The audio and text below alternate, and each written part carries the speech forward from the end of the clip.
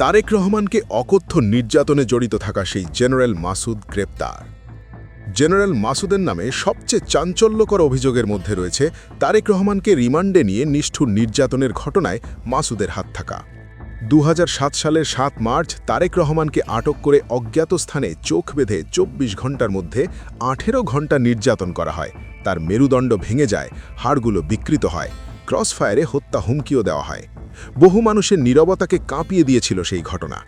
রাজনৈতিক বিশ্লেষকরা বলছেন, এই নির্যাতনের পেছনে মাসুদের নেতৃত্ব ও পরিকল্পনার প্রভাব উল্লেখযোগ্য।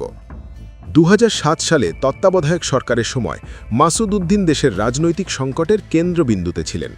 অভিযোগ আছে, এই সময় তিনি রাষ্ট্রপতি ভবন এবং বঙ্গভবন নিয়ন্ত্রণের পরিকল্পনায় সক্রিয় ভূমিকা নেন।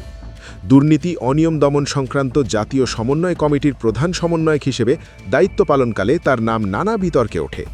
এরপর 2008 সালে অস্ট্রেলিয়ায় বাংলাদেশের হাই কমিশনার হিসেবে নিযুক্ত হন মাসুদ। তার অবসর গ্রহণের পর ঢাকায় রেস্তোরাঁ, ব্যবসা এবং জাতীয় পার্টির নেতৃত্ব পর্যায়ে পদাধিকার পান। 2018 এবং 2024 সালের ফেনী 3 আসনের সংসদ সদস্য নির্বাচনে তিনি জাপার মনোনয়নে সংসদ সদস্য নির্বাচিত হন।